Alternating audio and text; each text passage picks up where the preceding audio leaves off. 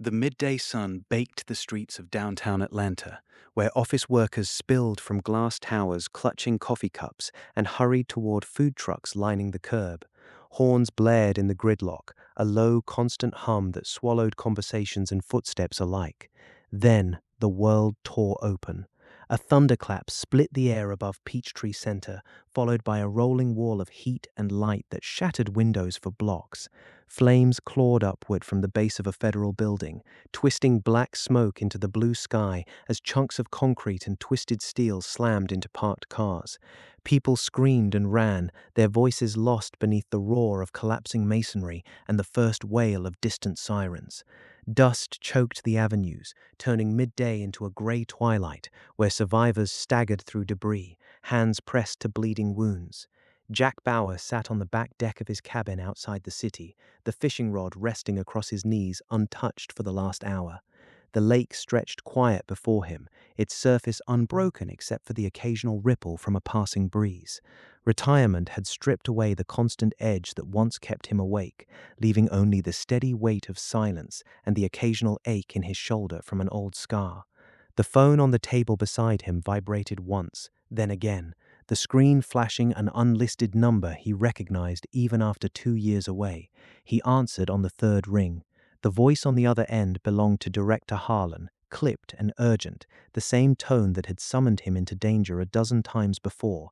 An explosion, downtown, mass casualties, no claim of responsibility yet, but the blast signature matched patterns CTU had tracked overseas. They needed him, not tomorrow, now. Jack set the rod down without looking at it. His cabin felt smaller suddenly, the familiar pine walls pressing in as if they had overheard the call. He moved inside, pulling on the dark jacket that still hung by the door, its pockets empty of anything except old keys and a folded photograph he no longer opened. The drive back into Atlanta would take 40 minutes under normal traffic, but nothing about this day felt normal. Sirens already echoed across the water from the distant city, carried on the wind like a warning he could not ignore. At CTU headquarters, the operations floor hummed with controlled panic. Analysts hunched over terminals, feeding raw footage from traffic cameras and civilian phones into the main screen, where the blast radius expanded in red overlays.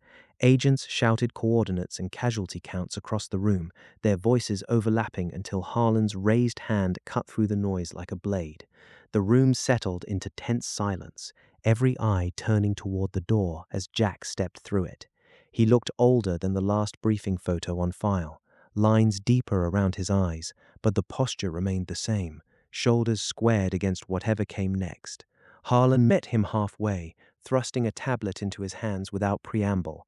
Initial forensics pointed to a vehicle-borne device parked beneath the structure's loading dock, detonated by a simple timer. No prints, no immediate surveillance hits on the driver. The attackers had chosen the lunch hour for maximum impact, striking when the building's population peaked and first responders would be slowest to contain secondary threats. Jack studied the grainy footage looped on the tablet. A white panel van eased into the dock at 11:42, lingered 3 minutes, then pulled away. The driver never stepped into clear view. He handed the tablet back and asked the only question that mattered. Who benefits from turning a federal office into rubble at precisely this moment? Harlan's answer came low, meant for Jack alone. 3 names surfaced in the chatter already, each tied to cells that had gone dark months earlier. One of them had crossed Jack's path before. The team moved in coordinated bursts around them.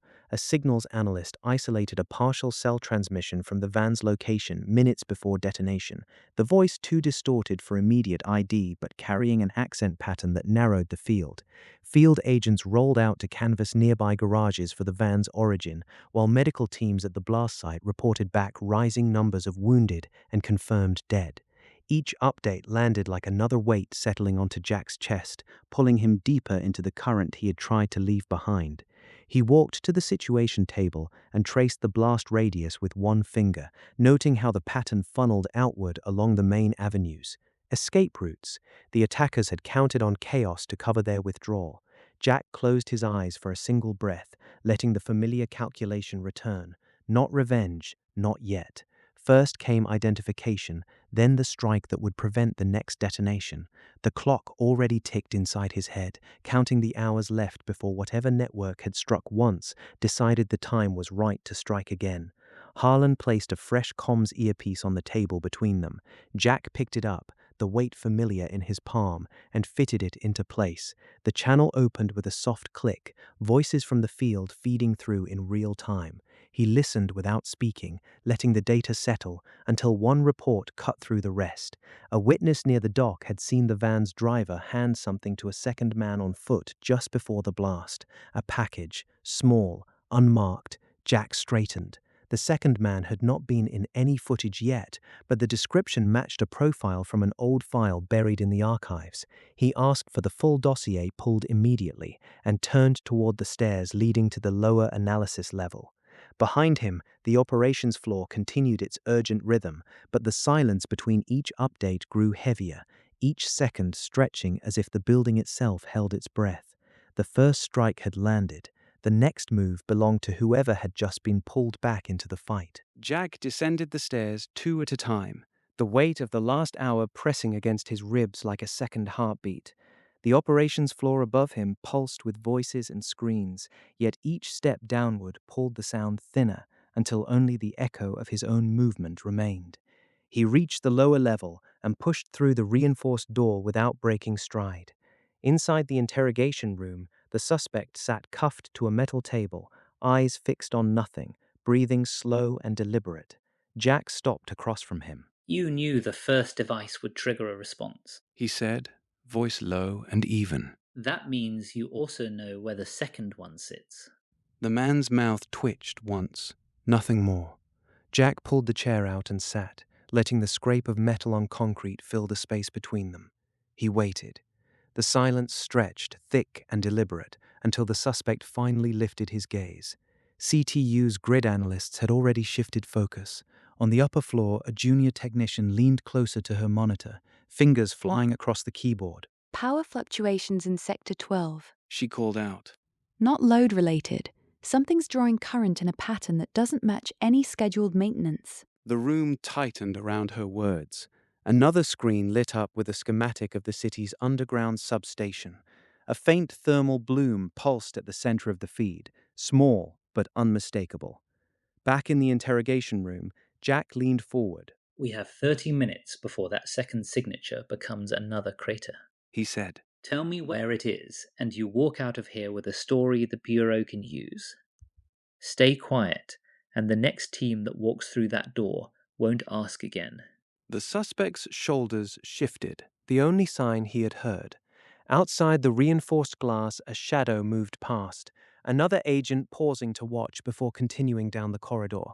The analyst upstairs enlarged the thermal image. It's nested inside the transformer housing. She reported, voice steady but edged with urgency. Whoever placed it used the existing cooling lines as cover. If it detonates, it takes out the entire eastern grid and half the emergency services with it. She tagged the coordinates and pushed them to the field teams. No one spoke for 3 full seconds. The weight of the new threat settled across the room like a held breath. Jack placed both palms flat on the table. Your handler gave you a window. He continued. You were supposed to be clear before the second charge went live. Something went wrong. Now you're sitting here instead of watching the skyline light up. He watched the man's throat work once. I can keep you alive long enough to rewrite that ending. Or I can let the clock finish what you started. The suspect's eyes flicked to the one-way mirror, then back to Jack. A single bead of sweat traced down his temple and stopped at the edge of his jaw. On the operations floor, the lead analyst stood. We need a direct feed to the substation control room. She ordered. Isolate the circuit before the charge can couple with the main bus. Technicians moved in coordinated silence, each motion sharpened by the knowledge that every second narrowed the margin. One screen showed Jack still seated below, unmoving. Another displayed the pulsing thermal signature, growing fractionally brighter. Jack shifted in his chair. Last chance, He said. The suspect exhaled through his nose, the sound small and final. It's under the main transformer. He answered, voice rough from disuse. Timer's already running. You won't reach it in time. Jack didn't blink. He stood, the chair legs scraping once more, and turned toward the door. "We'll see," He replied, and left the room without looking back. The corridor outside felt colder. Jack climbed the stairs again, each step carrying the new information upward like a live wire. On the floor above, the analysts had already routed the coordinates to the rapid response unit. The thermal bloom on the monitor had begun to climb in steady increments, a quiet countdown rendered in shades of red. Jack reached the top step and paused, the hum of the operations center rising to meet him once more. The first strike had landed. The second was waiting in the dark beneath the city's power lines, and every light on the board now burned brighter because of it. The hum enveloped him like a living thing, pulsing with urgency as Jack stepped fully into the room. Screens flickered in the low light, each one feeding data from the city's underbelly straight into the team's veins. The thermal bloom on the central monitor had climbed another notch, its red edges bleeding outward like an open wound. Jack's eyes locked on it first, then swept across the faces around him. Every second stretched, weighted by what came next. Ramirez stood nearest the console, his shoulders rigid beneath the tactical vest. He turned at Jack's approach, jaw tight. "First package detonated clean. No civilian casualties reported yet. But the second grid is live. Power lines are feeding straight into their fallback node." Jack nodded once, the motion slow enough to feel the room's collective breath hold. He moved to the table, palms flat on the cool surface. The leak had to be here. Someone had known the strike coordinates before the team even rolled out. That knowledge lived in only 5 heads, and now the enemy waited in the dark, ready to strike back. Lena's fingers danced across her keyboard without pause, but her gaze flicked upward when Jack's shadow crossed her station. The signal intercept came in 30 seconds after detonation. Same encryption pattern as before. They knew our timing, Jack, down to the minute. A weight settled in his chest. He studied her for the space of 3 heartbeats, searching for the tell he hoped would never appear. Her voice stayed steady, but the tremor in her left hand betrayed the pressure. The clock on the wall ticked louder in the silence that followed. "Trace it," he said. The words came out flat, controlled. "Pull every log from the last hour. Cross-check against our comms." She nodded and bent lower over the screen. Across the room, Torres leaned against the far wall, arms folded, his eyes half-lidded, as if the tension rolled off him like rain. Yet the man's radio sat silent on the table beside him, its channel indicator still glowing from the last transmission. Jack noted the detail without comment. Trust had narrowed to a knife's edge. The bloom pulsed again, another degree higher. Jack felt the room tighten around the sound of it, the low thrum of servers feeding the countdown. He stepped closer to Ramirez. "Who handled the relay on the first strike?" "Me and Torres," Ramirez answered. His voice carried the edge of fatigue but no hesitation. "Lena routed the confirmation. You are on the line with command." Jack's mind turned the names like loaded chambers. Ramirez had been with him since the Atlanta airport breach 2 years back. Torres had pulled him out of a burning vehicle last spring. Lena had rebuilt their entire network after the last breach. Each one carried scars earned in the same fires. Yet one of them had spoken outside the circle. He moved to the monitor bank and tapped the thermal feed. The image sharpened. Beneath the power substation, heat signatures clustered in patterns that matched the enemy's known formation. They were waiting. Jack's fingers curled against the console edge. "Cut external feeds. Everything routes through this room only. No calls out, no messages in." Torres pushed off the wall. "That's going to slow us. Command will want updates." "Command can wait," Jack said. The decision landed like a stone in still water. He watched Torres's reaction, the slight narrowing of eyes, the way the man's hand drifted toward his holster before stopping. A flicker, nothing more. Enough. Lena's screen flashed red. Intercept again. They're moving on the substation. ETA 8 minutes if they use the service tunnels. Jack turned. The bloom climbed faster now. He felt the seconds slipping through his grip like sand. "Ramirez, lock down the access logs. Show me who accessed the strike file after 0200. Ramirez hesitated half a beat, then complied. Lines of code scrolled. Jack leaned in, reading the timestamps aloud in his mind. One entry stood out, buried under a routine maintenance tag. It originated from Lena's terminal. The air thickened. Jack straightened. Lena's hands had stilled on the keyboard. She met his gaze without flinching, yet the room seemed to contract around her chair. You want to explain that? He asked. Her reply came quiet, measured. Maintenance sweep. I cleared the cache after the first detonation. Standard protocol. Standard protocol doesn't route strike coordinates to an external node, Jack said. The words hung. Torres shifted behind him, the floor creaking under his weight. Ramirez stayed frozen at the console, eyes moving between them. Lena's breath left her in a slow exhale. Jack, I didn't. He raised a hand, cutting the denial short. The monitor beeped, the bloom now a solid crimson block. 7 minutes remained on the secondary timer. Jack stepped around the table, closing the space until only the console separated them. Who did you call? No answer. The silence stretched, heavy enough to press against his ribs. He saw the conflict in her eyes, the loyalty warring with whatever fracture had opened inside her. The team watched, waiting for the fracture to spread. Jack reached for the comm switch. Torres, escort her to the holding alcove. Ramirez, reroute the second strike through manual override. We move blind if we have to. Torres moved without question. His grip firm but not rough as he guided Lena from the chair. She didn't resist. Only at the doorway did she glance back, voice low. It wasn't me who sold us out. Check the maintenance logs again. Someone mirrored my session. The door sealed behind them. Jack turned to the remaining monitor. The bloom had begun to flatten, heat signatures dispersing as if the enemy sensed the shift. Ramirez typed furiously, sweat tracing a line down his temple. 6 minutes. Jack placed a hand on the younger man's shoulder. Keep it steady. We finish this hour on our terms. Ramirez nodded, The motion tight. The hum of the room resumed its rhythm, but the weight had changed. One less voice in the circle, one more shadow to carry. The second strike waited beneath the lines, and the clock burned forward regardless. Jack's eyes stayed fixed on the monitors as the final seconds slipped away, The hum pressing in like a held breath. The loss of their teammate hung heavy, but the city outside wouldn't pause for mourning. 6 minutes had already become 5, and with them came the first blips of movement on the grid, a convoy threading through Midtown toward the rail lines.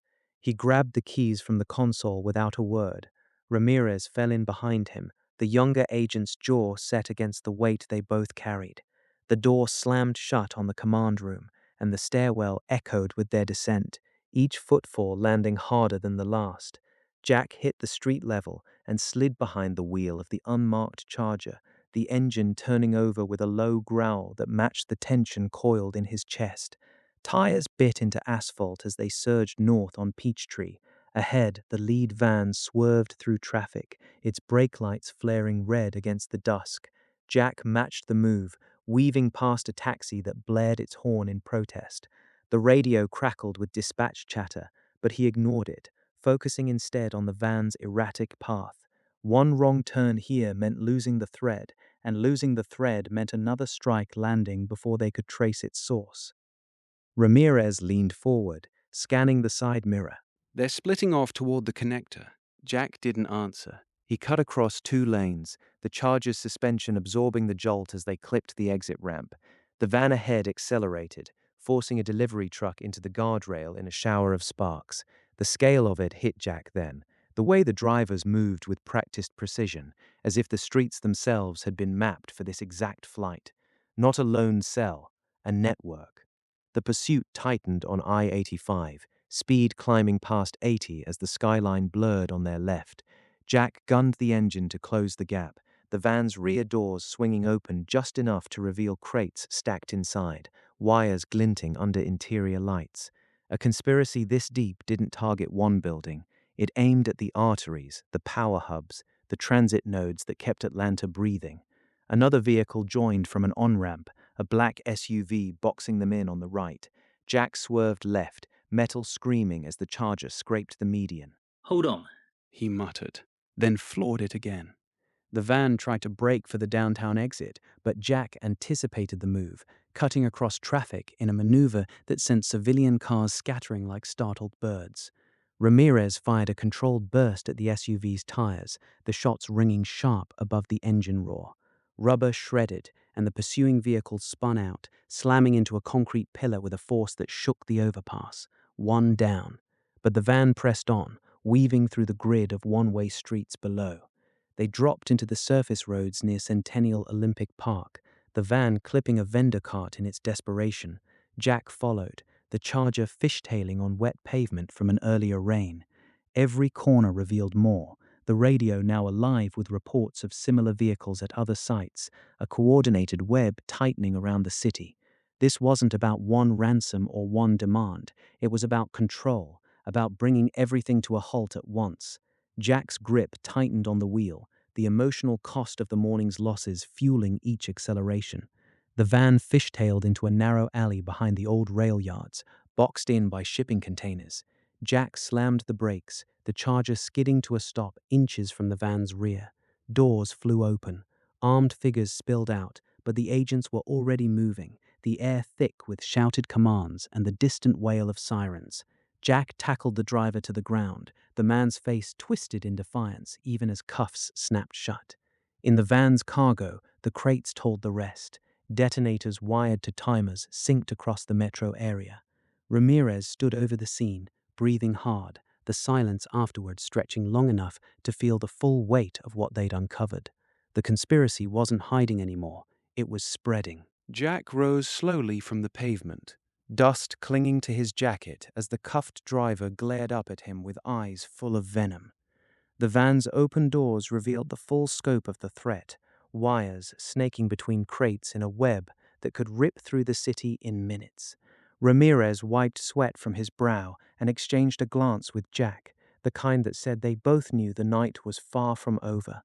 The team loaded the evidence under flashing lights, but Jack's mind had already shifted to the next fracture point. An informant waited in a safe house 2 blocks away, a man named Elias who had clawed his way into the conspiracy's outer ring.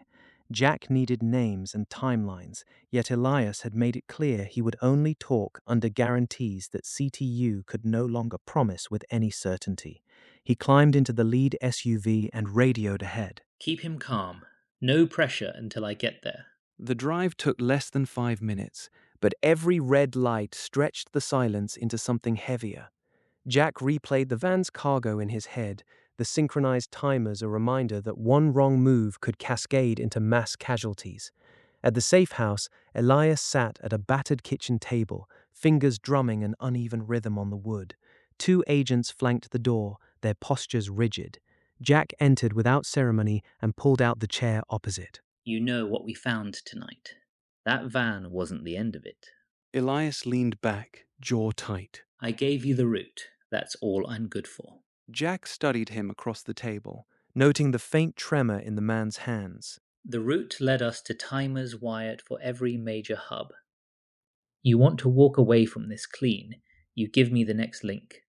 Who set the charges? A long pause settled between them, broken only by the hum of the refrigerator. Elias shifted, eyes darting to the window, as if expecting shadows to move. Protection first. Real protection. Not the kind that disappears when the mayor makes a phone call. Jack's phone vibrated on the table, the screen flashing the director's name. He ignored it for now, leaning forward instead. You think I don't know the pressure coming down? Political pressure is the least of what we're facing if those devices go live. Talk. Elias exhaled through clenched teeth. There's a councilman in on the funding. He funneled the cash through shell companies, but if I name him, my family ends up in the crosshairs. You can't promise safety when your own bosses are one vote away from shutting you down. The phone buzzed again, insistent. Jack answered this time, stepping into the hallway while keeping his voice low. Director, this isn't the moment. The voice on the other end cut sharp. Jack, the mayor's office just issued a stand-down order. They say CTU's tactics are inflaming the situation. Operations halt in 30 minutes unless you deliver something concrete. Jack closed his eyes for a beat, the weight of fractured alliances pressing harder.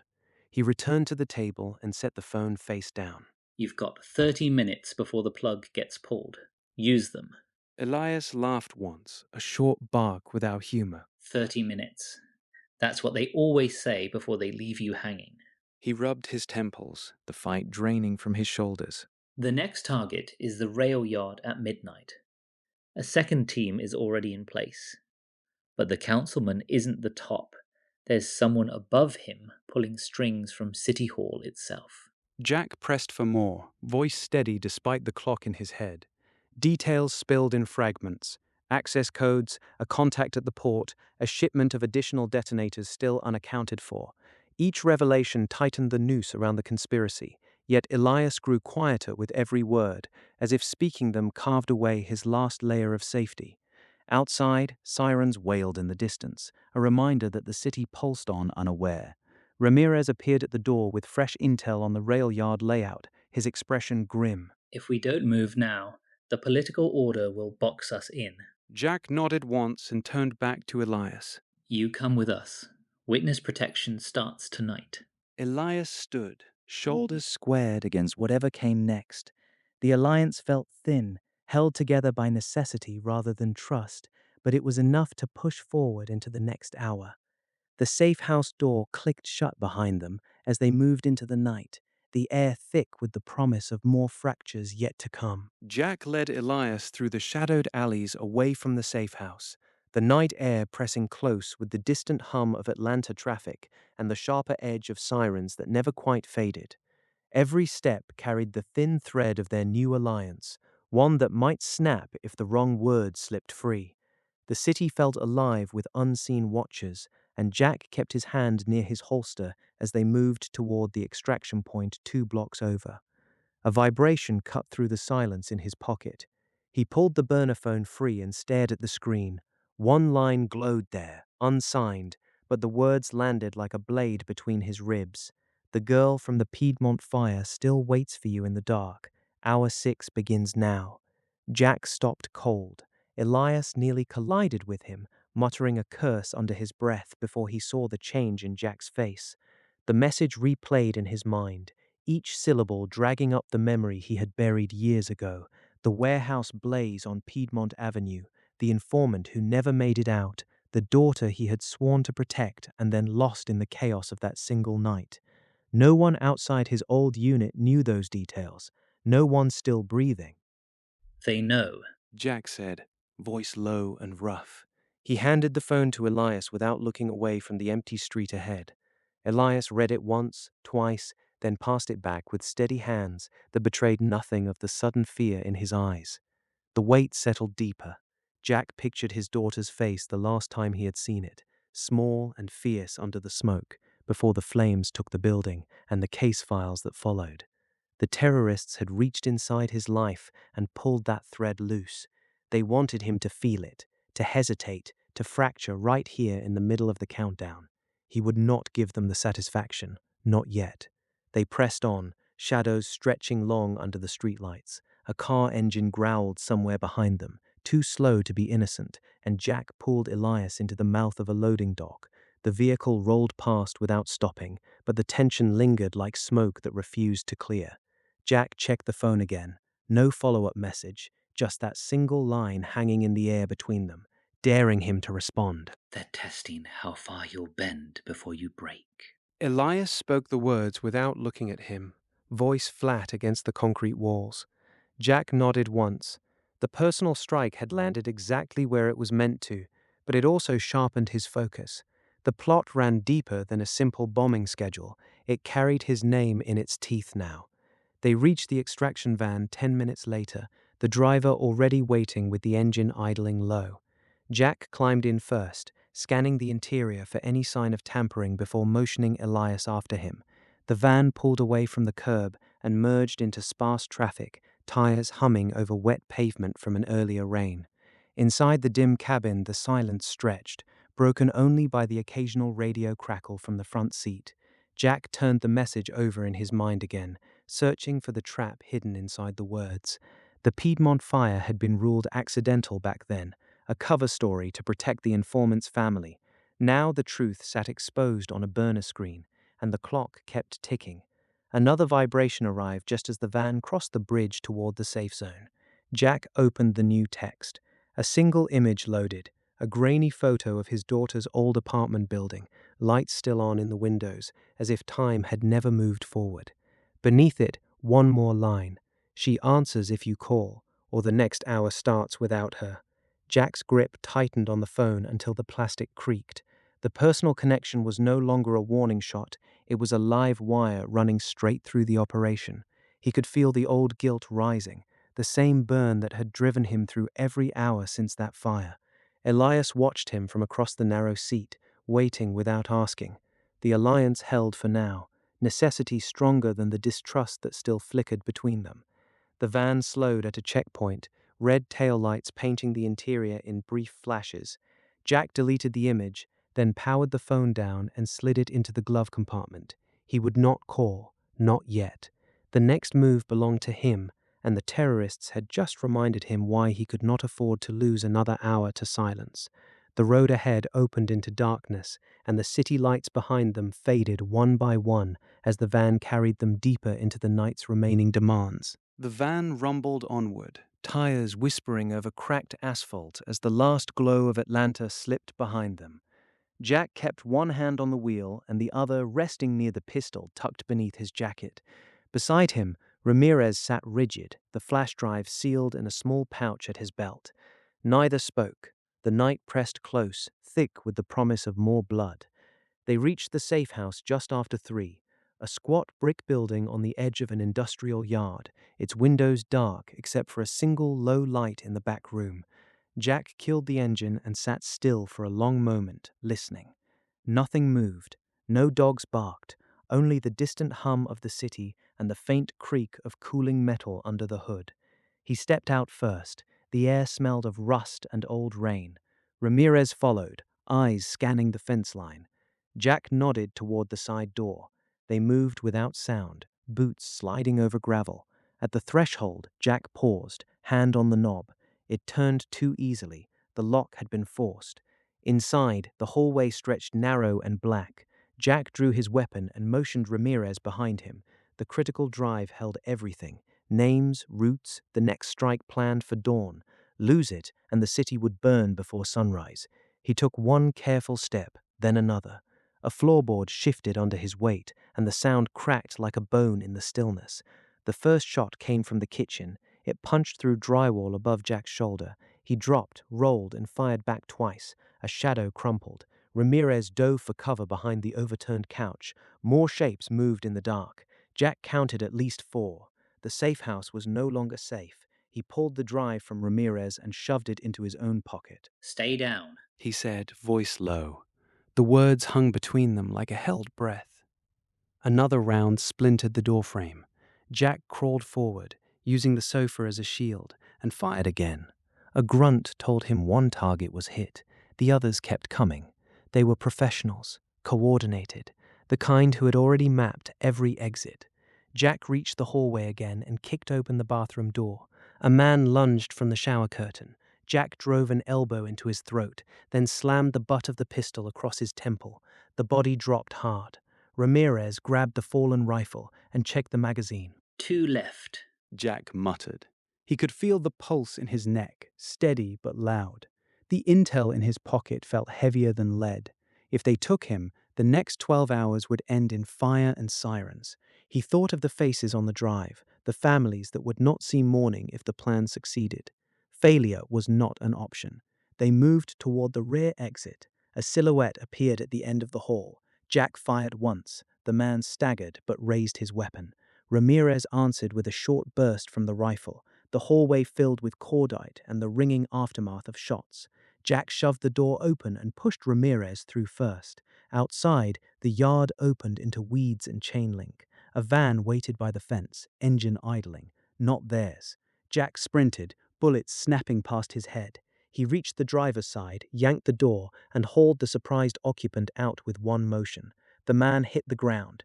Jack slid behind the wheel. Ramirez climbed in the passenger side as more gunfire stitched the rear window.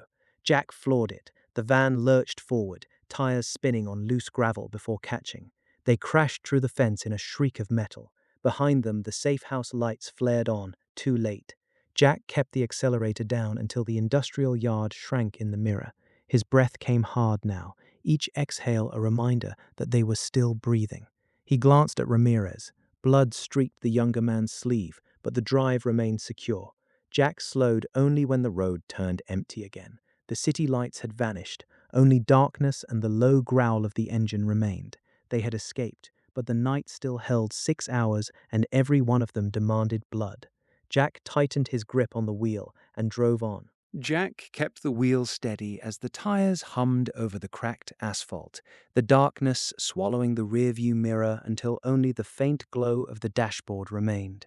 Ramirez sat silent beside him, breathing shallow, one hand pressed against the bloodied sleeve. The drive sat between them, its contents still unknown, but heavy with promise. 6 hours left. Jack could feel each one ticking in his chest like a second-hand grinding metal. Miles behind them, the city burned with rumor. Atlanta had woken to the strikes in waves. First the power grid faltered at midnight, then the water treatment plant went dark, and by dawn, the news vans lined the expressways, their lights cutting through smoke. People crowded the grocery aisles, carts piled with bottled water and canned goods, voices rising in tight, frightened knots. A woman on the north side clutched her phone and screamed into it that her son's school had locked down. Another man boarded his windows with plywood while his neighbor loaded a shotgun in the driveway. Fear moved faster than the ambulances. It traveled through text messages, through live streams, through the low murmur of radios left on in empty kitchens. Jack pulled the car onto a side road that cut through pine and kudzu. He needed a place to stop, to read what Ramirez had pulled from the server before the bullets started flying. The younger man's face looked pale in the dim light. You still with me? Jack asked. Drive's encrypted, Ramirez answered, voice rough. but I got a partial trace. One name keeps repeating.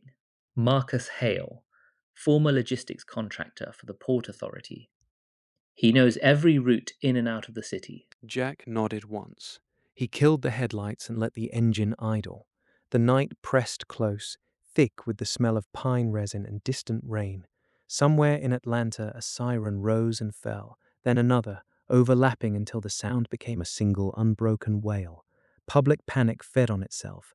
The mayor's emergency broadcast had cut off mid-sentence an hour earlier. No one knew whether that meant the signal was jammed or the mayor was gone.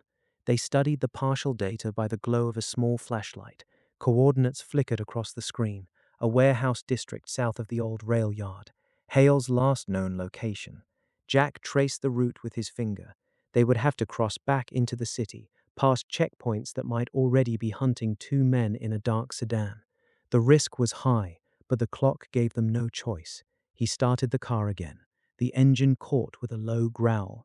As they rolled forward, Ramirez checked the magazine in his sidearm and said nothing. Jack appreciated the silence. Words would only waste air they might need later. The road curved toward the first glow of distant streetlights. Atlanta loomed again, its skyline fractured by outages, whole blocks reduced to black silhouettes against the haze. Inside the city limits, the tension thickened. A checkpoint appeared at the next intersection, blue lights strobing across the wet pavement. Jack eased off the accelerator and turned down an alley before the officers could flag them. In the rear view, he saw a crowd gathered around a news van, faces lit by the screen, hands raised in questions no one could answer. A child cried somewhere nearby. An old man sat on a stoop with his head in his hands. The strikes had been precise, but the fear they left behind was broad and clumsy, filling every crack. Jack's phone vibrated once against the console, a single text from an unlisted number. Hale's moving. South Warehouse. You have 40 minutes. He showed it to Ramirez. The younger man's jaw tightened. They both knew the message could be a trap, yet turning back meant 6 more hours of strikes they could not stop. They abandoned the sedan 2 blocks from the target and moved on foot. The streets here were narrower, lined with loading docks and rusted fencing. Distant thunder rolled over the rooftops. Jack kept low, one hand on the grip of his weapon, eyes scanning every shadow. Public panic had thinned the foot traffic, but the few people who remained watched them pass with wary, unblinking stares. A woman pulled her curtains shut. A dog barked once and went quiet. At the warehouse gate they paused. The building rose in front of them like a steel tomb, its windows dark except for a single strip of light leaking from beneath a rolling door. Jack checked his watch. 32 minutes remained on the message's deadline. He signaled Ramirez forward. They slicked through a gap in the fence, boots silent on gravel. Inside, the air smelled of oil and damp concrete. Jack moved along the wall, listening. Footsteps echoed from the upper level, measured and unhurried. A man's voice spoke into a phone, calm, almost detached. Phase 3 begins on my mark. The city will fold by sunrise. Jack froze. The voice belonged to Marcus Hale. He motioned for Ramirez to cover the stairs. The younger man nodded, blood still seeping through his sleeve, and took position. Jack climbed the metal steps one at a time, weight distributed to keep the structure from creaking. At the landing, he drew a slow breath and stepped into the light. Hale stood at a table covered in maps and laptops, back turned. Jack raised his weapon. Turn around, slowly. The man complied, hands empty, face unreadable. Outside, another siren began its climb through the night. Atlanta held its breath. Jack felt the 6 remaining hours settle across his shoulders like a yoke. The mastermind was here, but the city's rising panic had already begun its own countdown. The man turned with measured precision, his empty hands rising just enough to show compliance, while his gaze met Jack's without apology or surprise. Jack held the weapon level, the weight of it familiar, yet heavier now under the weight of 6 ticking hours. Atlanta's night pressed against the windows like a living thing, sirens threading through the dark in rising waves that promised nothing good. "You're late, Bauwer," the man said. His voice carried the flat calm of someone who had already counted every outcome, but not too late, not yet. Jack's finger stayed light on the trigger. The table between them was a chaos of maps and open laptops, screens flickering with red overlays that marked subway lines and stadium exits. One monitor showed a live feed of the Centennial Olympic Park, crowds still moving under the lights even as police barricades tightened around them. Jack felt the city's breath catch in his own chest. A phone on the table lit up. The screen pulsed once, twice, then connected to an audio feed without either of them touching it. Static crackled, then a voice Jack had heard only in recordings filled the room. "Hour 9 begins now. You have 40 minutes. Choose the hospital or the rail hub. One survives, the other does not. Any attempt to warn either location ends both." The line went dead. The silence that followed felt longer than the words themselves. Jack lowered the gun an inch, not in surrender, but because his arm had begun to shake. He looked at the man across from him and saw the same calculation already running behind those unreadable eyes. The mastermind spoke first. "They mean it. The hospital has your people. The rail hub has everyone else. You pick which clock stops, or they both run out." Jack stepped closer to the nearest laptop. The feed showed the hospital entrance, officers moving families inside, while a separate timer ticked in the corner. Another window displayed the rail lines, trains still running because stopping them would trigger the very panic the terrorists wanted. He could almost hear the voices on both ends of the choice, the way fear sounded different when it belonged to strangers versus the people he had sworn to protect. The mastermind watched him without moving. "You can't save both. That's the point. They want the man who always finds the third option to finally admit there isn't one." Outside, another siren joined the chorus. Jack pictured the hospital corridors, the rail platforms, the faces he knew, and the thousands he did not. 40 minutes. The number sat in his throat like a stone. He raised the weapon again, not at the man but at the nearest screen. "Tell me how to reach them." The mastermind shook his head once. "You already know. The choice is the only message they'll accept." Jack's finger found the trigger again. The room seemed to narrow to the space between 2 heartbeats. He thought of the hours already spent, the lives traded for minutes, the city that had been holding its breath since midnight. Now the breath was running out. He lowered the gun. The decision formed in the quiet that followed, heavy and final. He would make the call. He would speak the name of one location and let the other fall. The city would remember the sound of his voice when it did. Jack's thumb pressed the transmit key before the doubt could settle. He named the warehouse district in a voice that carried no tremor, no room for reversal. The other site would burn without him. The city's breath was already thinning, and this was the only way to force air back into its lungs. The raid began with engines cutting through the dark like blades. Jack rode point in the lead vehicle, the map on his lap lit only by the glow of the dashboard. Every block they passed was a reminder of what he had traded away. Men and women he could not save now, not tonight. The radio crackled with the first contact reports. His team was moving fast, faster than the enemy expected, but speed always carried its own price. They hit the perimeter at 2:17. Floodlights flared and died under suppressed fire. Jack dropped from the truck and sprinted low, the weight of the vest pulling at his shoulders. A guard rounded the corner. 2 shots sent a mass, and the man folded without sound. Jack kept moving. The main building loomed ahead, its windows black except for one narrow strip of light on the second floor. That was the heart. That was where the operations pulse lived. Inside the first corridor, the air smelled of oil and fear. His team fanned out, clearing rooms with practiced silence. A burst of automatic fire erupted from the left. Someone shouted. Jack heard the impact of bodies against concrete, then the wet drag of someone being pulled to cover. He did not turn. The plan allowed no pauses for the fallen. Every second bought was a second the other location paid for in blood. He reached the stairwell and started up. Halfway to the landing, a figure appeared above him, weapon raised. Jack fired first. The man tumbled past, shoulder striking the rail before he hit the floor below. Jack's breath came hard now, each inhale sharp.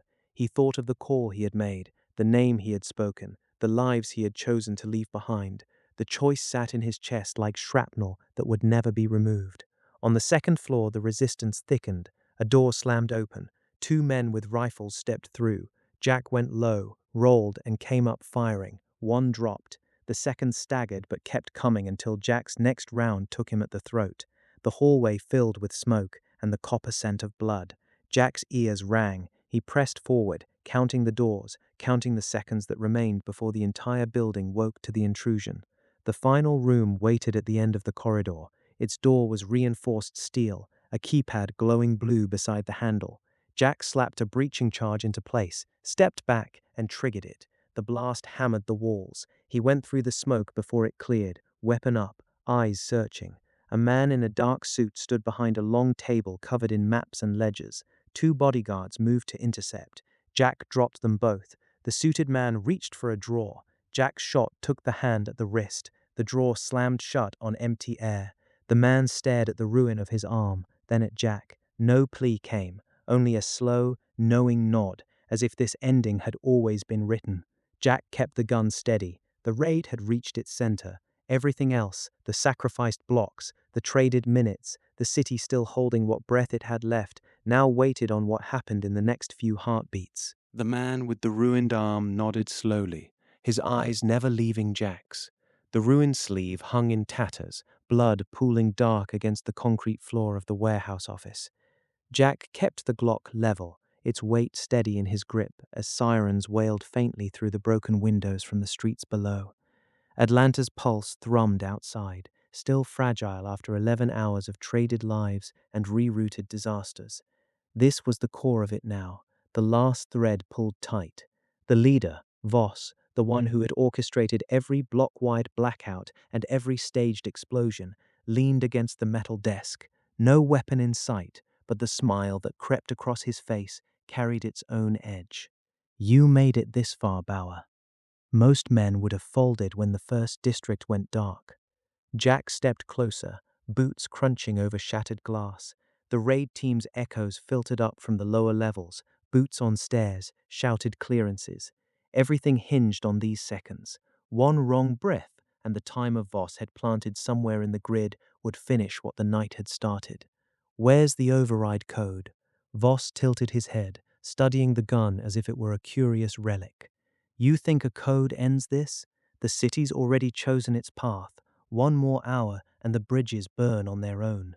The words landed like a fresh wound. Jack's mind flashed to the hours behind him, the informant who had died in his arms, the SWAT chopper that never reached the south side in time, the civilians he had steered clear of the blast zones only to watch another block ignite.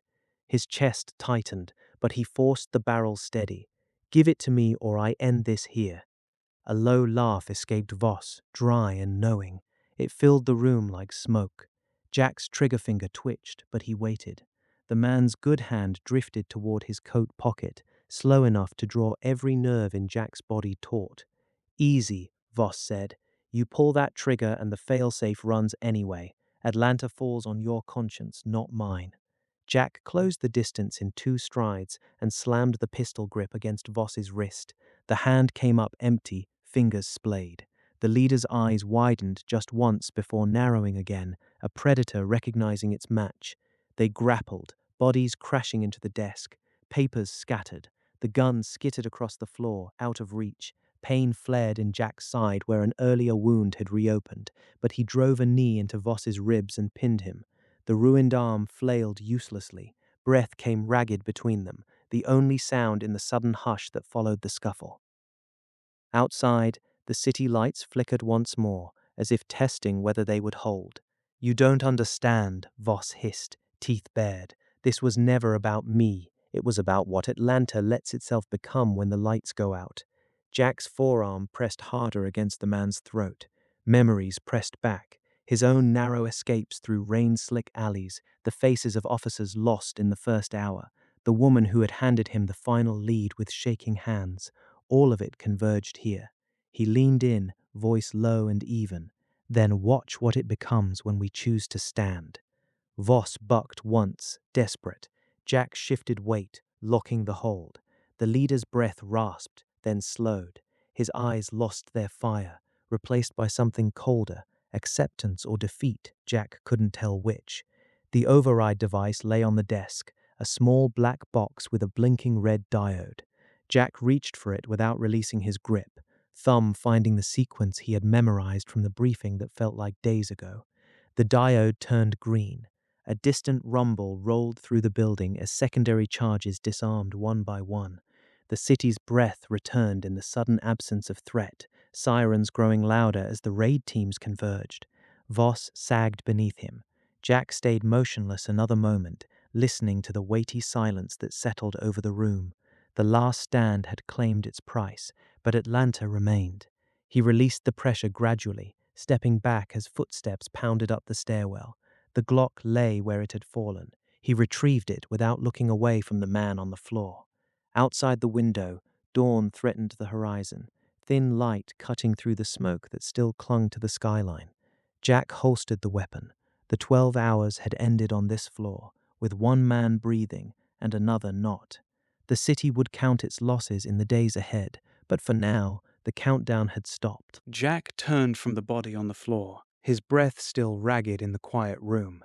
The gun rested heavy against his hip once more, but the fight had drained out of him with the last trigger pull. Dawn crept higher beyond the shattered window, painting the smoke in streaks of bruised orange and gray. He stepped over the fallen man without another glance. The city below stirred in fits and starts, sirens fading into the distance like echoes of the hours they had just survived. He crossed to the desk where the comm unit lay cracked and silent. No more voices crackled through it, no more orders, just the low hum of the building's failing power and the distant wail of a lone fire truck. Jack pressed a palm to the cool surface, feeling the day's weight press back. 12 hours. 12 hours of running, shooting, and losing pieces of himself he could never reclaim. His shoulder throbbed where a round had grazed him earlier, but the real ache sat deeper, lodged behind his ribs like a splinter that would never work free. The door swung open behind him. 2 agents entered, their footsteps measured and cautious. They took in the scene without words, one kneeling to confirm the kill, while the other radioed the all clear. Jack nodded once, a silent acknowledgement that carried no relief. The threat was gone, yet the room felt emptier for it. He thought of the team he had started with, the ones who had not made it through the night. Ramirez, gone in a blast that had rocked the old subway tunnel. Torres, bleeding out in his arms on the roof of the CDC annex while the clock ticked down to 0. Their faces rose unbidden, sharp as fresh wounds. Outside, the skyline showed the scars. A plume of black smoke still rose from the west side, where the final device had been disarmed only minutes before dawn. Jack watched it twist against the lightening sky. He had saved thousands, maybe more, but the cost clawed at him all the same. His wife, Sarah, waited somewhere in the safe house across the river, unaware if he would walk through the door again. The last call had been cut short by gunfire. He wondered if she had heard the shots, if she had held her breath through every silence that followed. The senior agent approached, a folder tucked under one arm. It's over, Bauer. The director wants a full debrief by noon. The words landed flat, professional, as if the past 12 hours could be reduced to bullet points and timestamps. Jack met his eyes. Tell him I'll be there. He did not add the rest. That the debrief would not bring back the dead, that the city would rebuild its streets and its stories while he carried the night in his bones. He moved to the window, leaning against the frame as the agents secured the scene. Below, emergency crews swarmed the intersections, ambulances idled with doors open, their crews tending to the wounded who had survived the blasts and the chases. Jack traced a line through the condensation on the glass. Each hour replayed in fragments: the standoff at the rail yard, the desperate sprint through the flooded underpass, the moment he had looked into the eyes of the man now dead on the floor and seen nothing but certainty. That man had believed the end of Atlanta would justify everything. Jack had proven him wrong with 3 shots and a silence that still rang in his ears. Fatigue pulled at him, but he pushed it down. There would be time for rest later, if rest ever came. For now, the uncertain path stretched ahead, lined with questions from the brass and shadows from the ones he had buried in the dark. He thought of the badge in his pocket, the one he had nearly tossed into the Chattahoochee when the final hour closed in. It remained there, a cold reminder that duty had no end date. The future felt like a blank page after a storm, washed clean, yet marked by every drop that had fallen. One of the agents cleared his throat. Transport's waiting downstairs. Jack straightened, the motion slow and deliberate.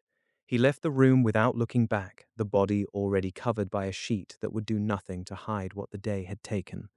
The elevator descended in a low grind, carrying him toward the street and the light that now flooded the avenues. People moved in clusters, faces turned upward, as if searching for the threat that had passed. Jack stepped into the morning air, its chill cutting through the smoke residue on his coat. He walked toward the waiting vehicle, each step pulling him further from the tower and closer to whatever came next. Sarah's voice lingered in his mind from that broken call, soft and steady, even as the world burned around them. He would find her soon. He would tell her the truth in pieces, the way survivors always did.